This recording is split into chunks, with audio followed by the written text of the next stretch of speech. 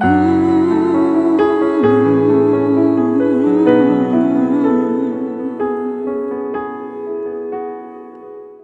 heureux de vous accueillir sur notre chaîne YouTube. Il y a un chemin de délivrance pour toi et c'est le pasteur Didier Hochbaer qui va nous apporter la parole de Dieu aujourd'hui. Je vous laisse en bonne compagnie. Bonjour, voilà, je m'appelle le prédicateur Didier et j'aimerais aujourd'hui que cette prédication fasse flash dans ta vie. J'aimerais pas que tu écoutes une prédication de plus, mais j'aimerais que cette prédication réponde à ton besoin. Le thème de la prédication, c'est le chemin de la délivrance. L'autre jour, j'avais prêché que le thème, c'était « Viens recevoir ta délivrance ». Parce qu'il y a des choses qui se font en plusieurs étapes dans une vie. Paul, il dit, quand j'étais enfant, il dit, je parlais comme un enfant. Mais il dit, quand j'ai grandi, j'ai su faire disparaître ces choses. Et nous avons tous besoin, dans notre maturité spirituelle, en tant que chrétiens, chrétiennes, serviteurs de Dieu, servantes de Dieu, il y a des choses dans nos vies qu'il faudrait qu'on puisse faire disparaître. Il y a un mot qui est important, c'est Jean-Baptiste qui disait ceci.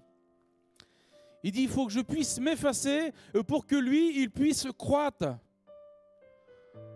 On ne peut pas faire apparaître deux choses.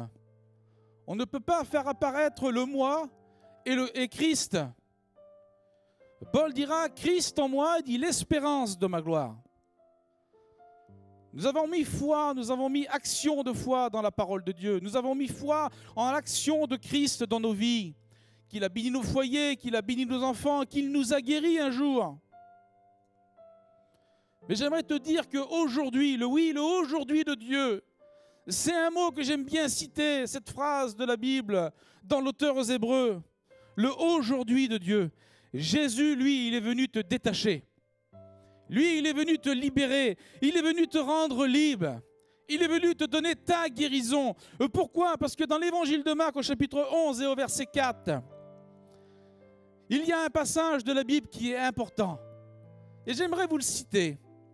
Comme Jésus s'approchait de Jérusalem, il a dit à ses disciples quelque chose. Il a dit, entrez dans ce village. Et il dit, vous y verrez un ânon. Il dit, détachez-le. Et il dit, si on vous demande pourquoi, il dit, vous direz, le maître n'en a besoin.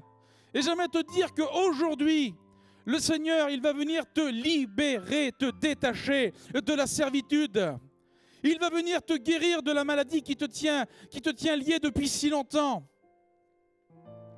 Pourquoi? Parce que le Maître a besoin de toi pour son œuvre. Le Maître a besoin de toi pour accomplir quelque chose de particulier. Oui, si on vous demande pourquoi, vous direz le Maître en a besoin. Et aujourd'hui, le Seigneur, il a besoin de toi. Pourquoi? Parce que la Bible nous dit ceci, que le prince de ce monde, je n'ai pas peur de citer son nom, oui, l'ennemi de notre âme, Satan, le diable. Dans 2 Corinthiens, chapitre 4 et verset 4, c'est l'apôtre Paul qui dira ceci, que le prince de ce monde a obscurci la vue des gens pour leur empêcher de voir la splendeur de l'Évangile. Mais ce n'est pas que la splendeur de la Bible, des Écritures, malgré que c'est beau, parce que Jésus a dit un jour, Père, je leur laisse ta parole, car ta parole est la vérité. Il n'y a de la vérité qu'en Jésus, il n'y a de la vérité qu'en la Bible. Mais on peut connaître les lettres, on peut connaître les chapitres, on peut connaître les versets, on peut tout connaître de la Bible, sans avoir une réelle vie avec Dieu, une réelle relation avec lui. Et on le verra après, et Jean faisait partie de ces hommes. Le diable fera tout. Il t'empêchera, il fera tout pour que tu ne puisses pas rentrer dans ta bénédiction. Le prophète Jérémie dira ceci, qu'il a, lui, il a formé des projets de paix à seule fin de vous donner un avenir et de l'espérance. Oui, c'est Dieu, c'est Jésus qui fait ces choses. C'est lui qui nous donne un avenir certain. C'est lui qui nous donne de l'espérance. C'est lui qui rebâtit sur d'anciennes ruines. Des fois, nos vies sont une ruine totale.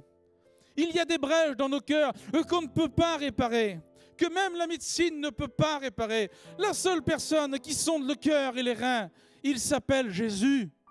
C'est lui le réparateur des brèches. Non, il ne commode pas, lui, non. Non, lui, comme il répare, c'est du vrai, c'est certain, c'est réel. C'est lui qui nous donne la guérison de nos âmes. C'est lui qui nous donne la guérison de nos cœurs. Et c'est ce qu'il veut faire aujourd'hui. Il est venu te détacher, mon frère. Il est venu te détacher, ma sœur. Regardez ce que le prophète Jérémie dira dans ses lamentations, au chapitre 3. Lamentation de Jérémie, chapitre 3, du verset 7 jusqu'au verset 14. Il est important. Il dit, il a construit un enclos autour de moi. Oui, car l'ennemi construit autour de nous des fois. Il construit des choses qui ne sont pas bonnes. Et on vit avec ces choses sans s'en apercevoir. On croit que c'est bien, on croit que c'est beau. On n'y fait plus tellement attention. Il a construit un enclos autour de moi. Et regardez ce qu'il fait après. Il dit, il a mis des pesantes chaînes à mes pieds. Alors au départ, il commence à construire autour de nous. Et après, il met des pesantes chaînes à nos mains et à nos pieds. Regardez ce qu'il est dit encore. Il dit, j'ai beau à crier, j'ai beau à implorer du secours. Il dit, il ne laisse pas accès à ma prière. Bien sûr qu'il ne peut pas avoir accès à ta prière, le Seigneur. Car tu t'es formé une carapace autour de toi. Tu t'es construit un univers autour de toi. Tu t'es construit, tu as mis des choses dans ta vie et qui ne sont pas bonnes. Et j'aimerais te dire ceci. C'est que Jésus-Christ, il n'est pas que le réparateur des brèches.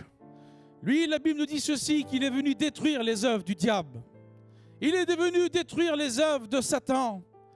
Il est venu nous libérer de ses griffes.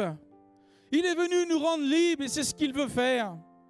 Comme il avait envoyé les disciples détacher cet anon, et ce qu'il veut le Seigneur aujourd'hui, oui, aujourd'hui, il veut te rendre libre, il veut te détacher de cette servitude. Oui, le Seigneur, aujourd'hui, il veut te bénir. Peut-être que le diable t'a réclamé. C'est ce que Jésus avait dit un jour à l'apôtre Pierre. Et dit Satan, il t'a réclamé pour te gribler comme le froment. C'est lui qui nous fait la guerre. Mais il dit, j'ai prié pour toi, afin que ta foi ne défaillisse point. Et laisse-moi te dire que Jésus-Christ, lui, il est l'avocat qui intercède en tout temps pour nous. Il est là, il est tout près, il est à la distance d'une prière. J'adore dire cette phrase, à la distance d'une prière. Une prière sincère, une prière vraie, une prière authentique, une prière du cri d'alarme. Oui, car quand un malheureux crie, l'Éternel l'entend et il le délivre de toutes ses détresses. C'est ce que Jésus veut faire ce matin. C'est ce que Jésus veut faire aujourd'hui. Il veut te délivrer. C'est lui qui intercède pour nous. Peut-être que déjà tu as été béni dans ces jours-ci, dans ces mois qu'il y a eu là. Ces mois de confinement. Tu as reçu déjà une bénédiction particulière du Seigneur. Le Seigneur t'avait délivré. Il n'y a pas de problème. Mais comme je regarde dans la Bible, car la Bible est intéressante, c'est beau la parole de Dieu. Comme on regarde dans l'évangile de Marc, chapitre 8, du verset 22 à 26, et je vous invite à lire. Il y avait un homme qui était aveugle. On avait amené cet homme vers Jésus. Et peut-être que toi, aujourd'hui, là, on t'a envoyé le lien de la prédication pour que tu puisses l'écouter encore de nouveau. Et il va se produire quelque chose. Ça ressemble un peu à 2 Corinthiens, chapitre 4 et verset 4, que le prince de ce monde a obscurci la vue des gens pour leur empêcher de voir la splendeur de Dieu. Et vous allez comprendre pourquoi. On avait amené cet homme vers Jésus. Mais Jésus, il a fallu qu'il fasse quelque chose à ce moment-là pour que cet homme soit réellement libre. Il a fallu que Jésus fasse quelque chose. Il a fallu qu'il le prenne par la main. Il a fallu qu'il le sorte de la ville. Il a fallu qu'il le sorte de son contexte familial. Il a fallu qu'il le sorte de l'enclos qu'il savait construit. Et moi, j'en faisais partie de ces hommes. J'étais comme ça. Je faisais partie de ces hommes-là. Parce qu'on peut être prédicateur, ça fait presque 10 ans que je prêche la parole de Dieu. Avoir une expérience de l'écriture, une expérience de la lettre, connaître la Bible, avoir des amis, avoir un bon témoignage, mais avoir un mauvais tempérament chez soi. Avoir un mauvais caractère avec les gens qui nous entourent, de notre famille. Et je faisais partie de ces hommes-là.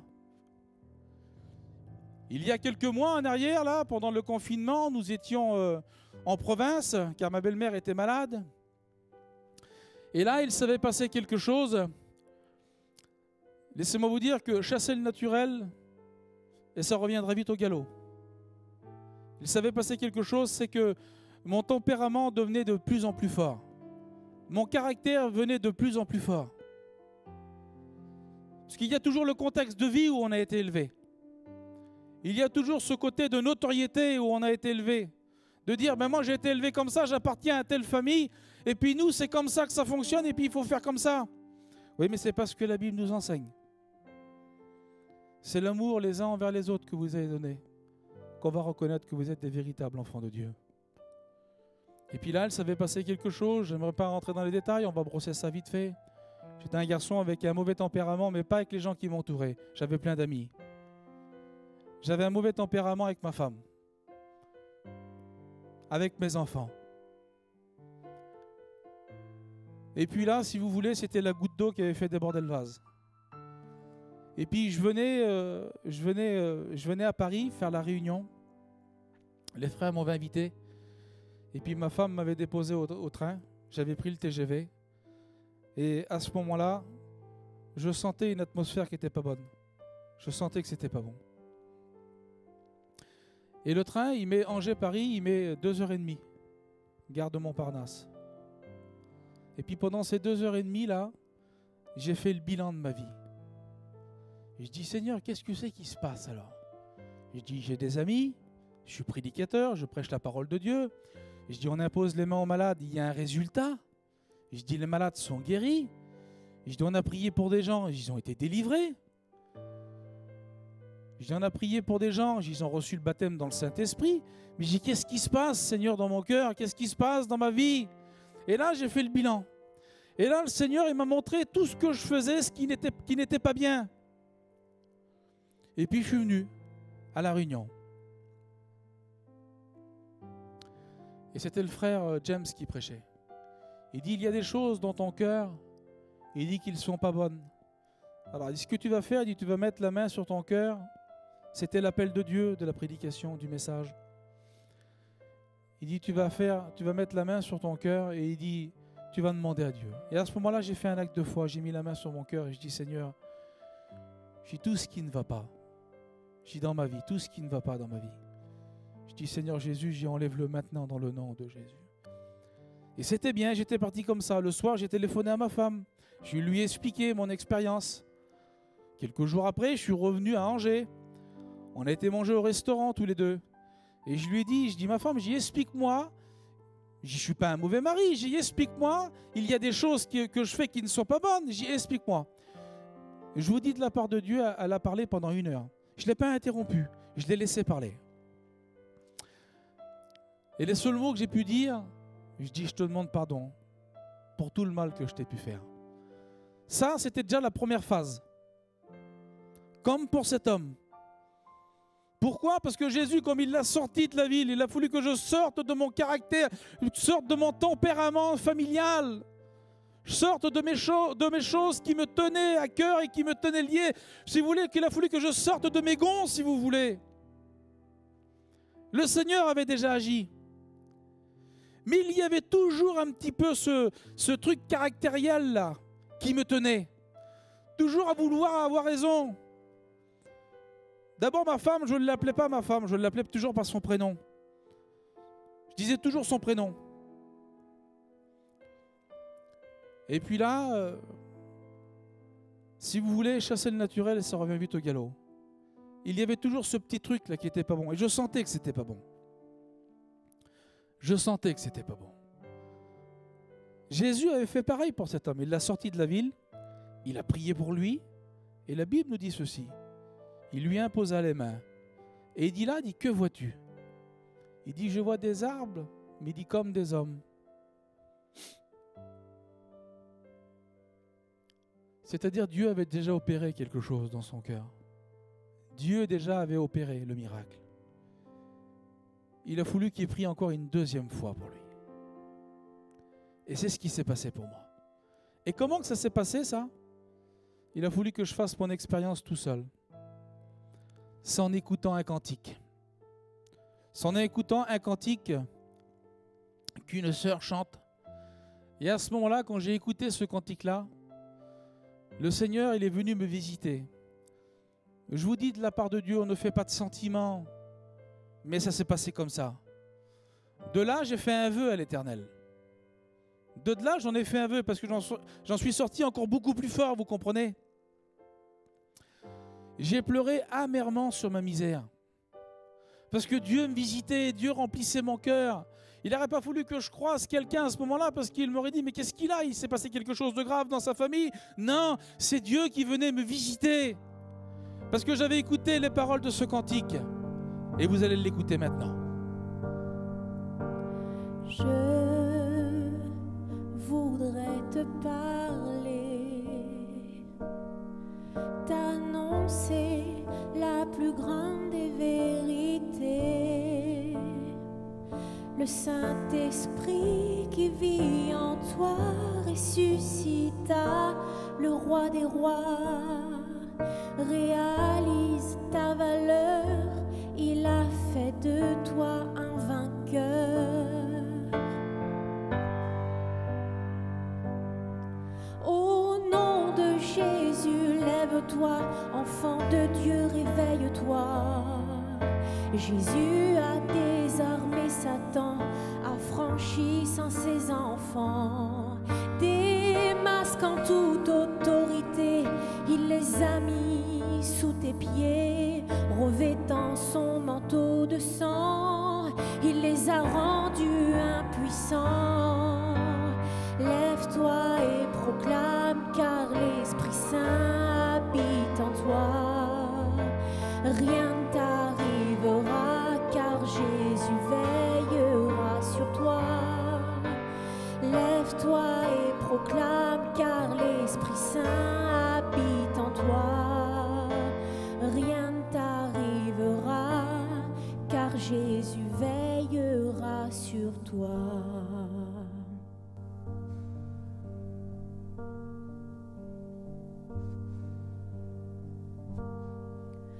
Voyant Goliath arriver, tes peurs et tes doutes envolés, tu te tiendras prêt, te dressant comme un guerrier, levant au ciel ton bouclier. L'Esprit Saint te guidera, par l'épée tu triompheras.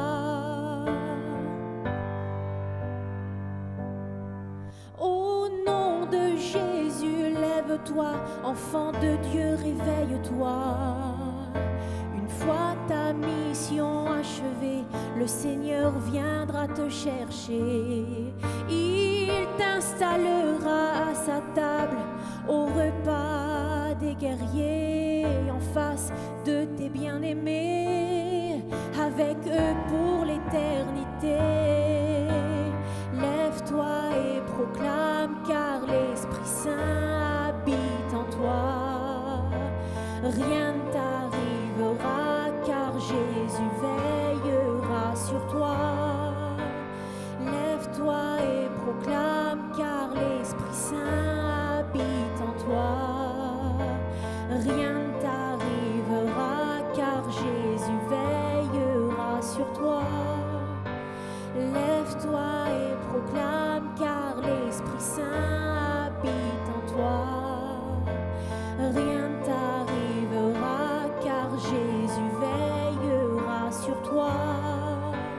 Lève-toi et proclame, car l'Esprit Saint habite en toi. Rien ne t'arrivera, car Jésus veillera sur toi.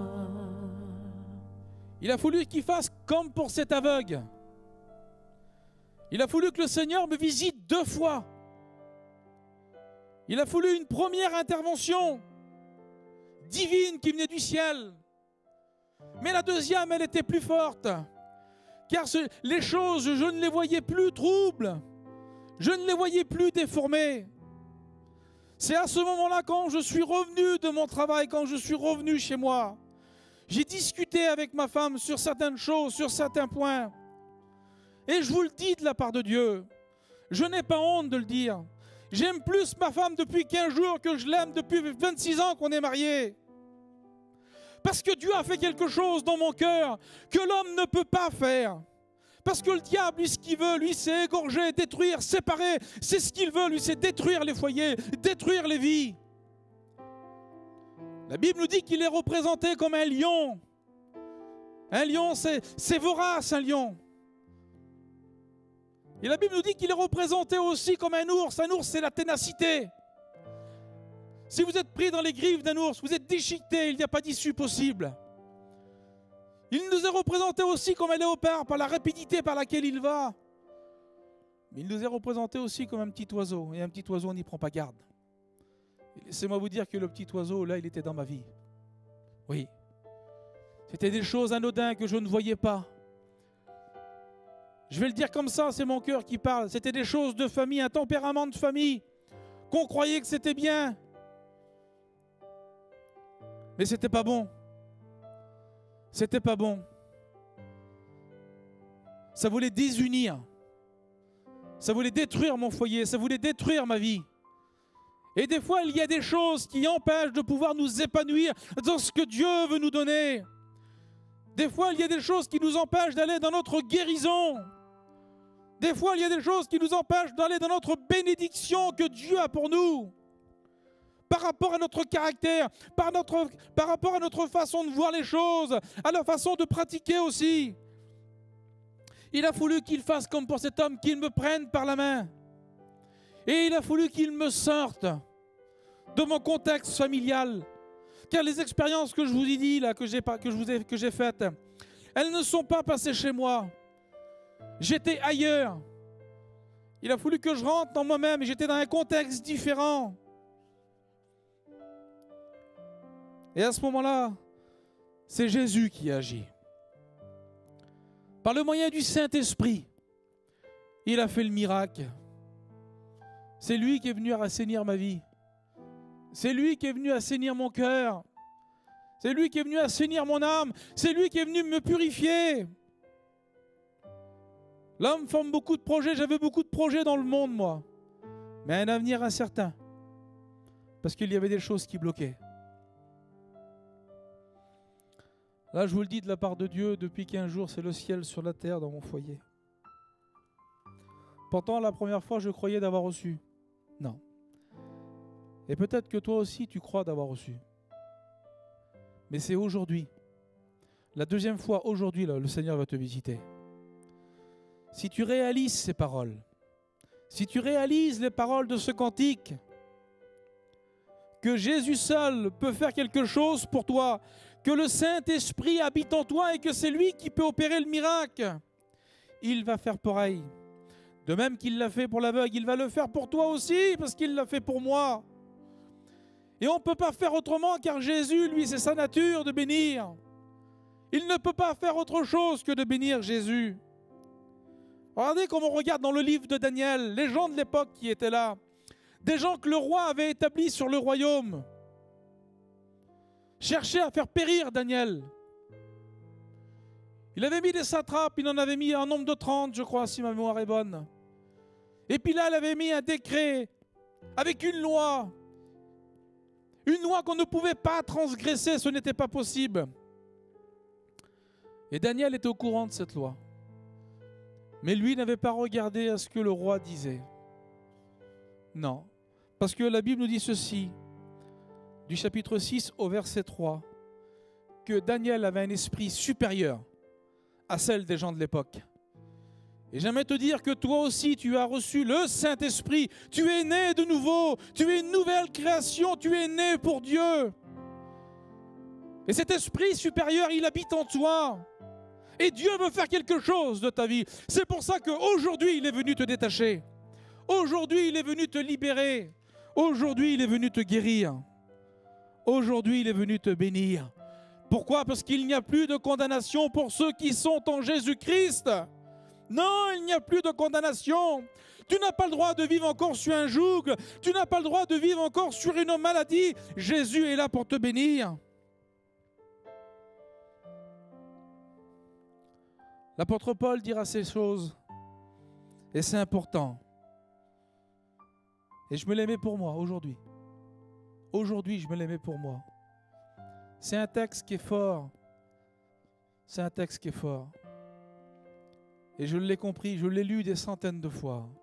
Car vous savez, la Bible, je vais vous dire sincèrement, c'est 3 millions de lettres, 31 000 versets en 189 chapitres, 929 dans l'Ancien, 260 dans le Nouveau. Ça, je le connais par cœur. 66 livres, 40 auteurs. Ça, je le connais par cœur. Mais j'avais besoin de cette expérience que Jésus-Christ vienne visiter mon cœur. On peut connaître la Bible, on peut connaître les versets, mais on se sert d'une épée pour faire du mal aux autres. Non. C'est pas ça la Bible. La Bible, c'est plein d'amour, c'est plein de compassion.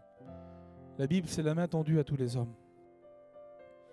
Et Paul dira ceci en Éphésiens, rachetez le temps. J'aimerais te dire, mon frère, ma soeur, toi qui es là, ne perds pas ton temps. Dieu t'appelle à racheter ton temps. Le diable voudrait te le faire gaspiller, lui. C'est son rôle, lui. Il voudrait nous faire gaspiller le temps. Et c'est ce qu'il avait fait pour moi, ça a duré pendant 26 ans. 26 ans avec ma femme que je perdais mon temps. Avoir un mauvais tempérament et un mauvais caractère. Même en étant que prédicateur, je vous dis, ça fait une dizaine d'années que je prêche l'évangile. Je perdais mon temps. Ne perds plus ton temps, mon frère. Tu veux être béni, tu veux être guéri, tu veux être délivré. Rentre en toi-même, réalise. Repasse-toi, oui, je te dis, repasse-toi dans ton cœur les versets que je te dis de l'évangile de Marc. Cet aveugle qui l'a sorti par la main, qui l'a sorti du contexte. Et il lui a dit quelque chose d'important. Et il ne faut surtout pas l'oublier, cette chose. Il a dit, ne rentre plus dans cette ville. Non, il ne faut plus retourner à ce que Jésus nous a sorti. Et de là, j'ai fait un vœu à l'Éternel. Alors j'en causais avec un frère tout à l'heure, il dit, un vœu c'est important, car il faut le tenir. Mais ce vœu, c'est Jésus-Christ qui est venu m'en délivrer. Je dis, Seigneur, je vais faire quelque chose pour toi. Et je dis, Seigneur, il faut que tu me délivres de cette chose. C'est pas grand-chose des fois. C'est pas grand-chose. Ça se tient des fois à rien du tout. Vous voyez, des fois, à une certaine personne, c'est une cigarette. C'est une longueur de 8 cm. Ils n'arrivent pas à être en délivrés. Parce qu'ils aiment tenir cette chose dans les mains. Jésus va t'en délivrer aujourd'hui. Et moi, vous savez, c'était quoi ce que j'aimais bien? Pourtant, il y a quelque chose que je n'avais pas compris. Et je l'ai compris là. Jésus m'en avait délivré, j'avais resté 5 ans sans en boire. C'était de l'alcool. Et j'ai compris quelque chose. C'est que moi, mon père buvait, était un homme très méchant. Mon grand-père buvait et était un homme très méchant. Et j'ai compris quelque chose, que cet alcool me rendait nerveux et me rendait méchant. Ah, je n'étais pas un alcoolique, ne croyez pas ça. Mais le fait d'en boire un verre ou deux changeait mon tempérament. J'ai dit, Seigneur, c'est terminé pour moi, je mets tout ça au pied de la croix. Et puis ça s'est passé comme ça. C'est pour ça que je vous dis, des fois, le Seigneur fait des choses en 2 temps, comme pour cet homme. Je suis rentré chez moi à la maison, on a invité des amis à manger. Et puis un frère avait amené une bouteille de vin, donc j'ai débouché la bouteille de vin. Pour toi, ça peut être autre chose. Pour moi, c'était ça. Je m'en ai servi un peu, j'ai goûté, on a dit que c'était du fiel que je buvais. Je dis, Seigneur, c'est bon, j'ai compris. J'en buvrai plus. Ce qui me tenait des fois, c'était pas grand-chose. Il a mis une chaîne. Il m'avait attaché avec cette chose qui me rendait colérique, qui me rendait nerveux. Pas avec les gens de mon entourage, non, pas du tout. J'avais plein d'amis, il n'y a pas de problème. Mais cette chose-là au sein de mon foyer, j'aimerais vous dire que ça, c'est des auteurs qui traînent dans les familles. C'est des dominations qui traînent dans les familles. Et Jésus, lui, il parut pour détruire ces œuvres. Tous ces auteurs-là, toutes ces dominations, Jésus, lui, il parut pour les détruire. Alors aujourd'hui, oui, il nous dit de racheter le temps. J'aimerais te dire qu'aujourd'hui, il est temps pour toi de racheter le temps. Il est temps de rebâtir pour toi. Il est temps de reconstruire pour toi. Parce que Dieu, lui, ce qu'il regarde, ce n'est pas le commencement d'une chose, non. Ce qu'il regarde, Jésus, lui, c'est la fin d'une chose. Mais Didier, tu diras, pourquoi tu dis ça? Ça fait tant d'années que je sers le Seigneur. Non, il est temps qu'aujourd'hui, que le Seigneur s'assesse pour ta vie. Il veut te bénir et te délivrer aujourd'hui. Prenez l'exemple, le miracle que Jésus fait aux noces de Cana. Il ne fait pas comme il arrive, non, il le fait à la fin. Et moi, j'étais similaire à ces choses. Ma vie ressemblait à de l'eau, mon ministère ressemblait peut-être à de l'eau. Mais il est venu faire le miracle dans ma vie. Le vin est symbole de joie, symbole de saveur. L'eau n'a pas de couleur, le vin oui. J'aimerais vous dire qu'aujourd'hui, Jésus est venu donner de la couleur dans ma vie. Oui, il est venu mettre de la couleur dans ma vie. Il est venu mettre de la couleur au sein de mon foyer car il m'a délivré de ces choses. Il est venu et il m'a béni. Et j'aimerais te dire que pour toi, c'est le aujourd'hui de Dieu. C'est le chemin de la délivrance pour toi. On va prier le Seigneur. Alors ce qu'on va faire, c'est que tu vas mettre la main sur ton cœur. Fais comme moi, tu mets la main sur ton cœur. Et pour ceux qui sont malades, vous mettez la main où vous avez mal. Quelle que soit la maladie, quelle que soit la pathologie que vous avez, Jésus guérit tout. Car la Bible nous déclare que par ses meurtrissures, nous sommes guéris. Il n'a pas dit plus tard, nous sommes guéris. C'est aujourd'hui. C'est du présent. Ce n'est pas dans le futur, c'est du présent, c'est aujourd'hui.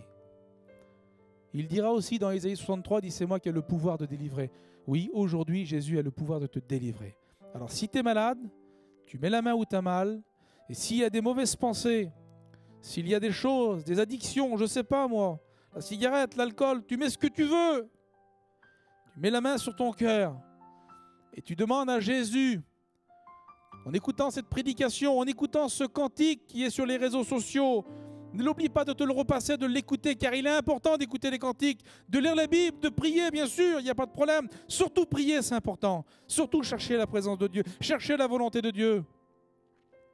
Tu mets la main sur ton cœur et je prie pour toi. Maintenant, Seigneur, dans le nom de Jésus, dans le nom de ton Fils Jésus, Seigneur, tu bénis ces personnes. Tu délivres ces personnes maintenant. Oui, Seigneur Jésus, tu étais venu détacher cet anneau. Tu viens maintenant libérer ces personnes. Libérer de ce qui les tient liés.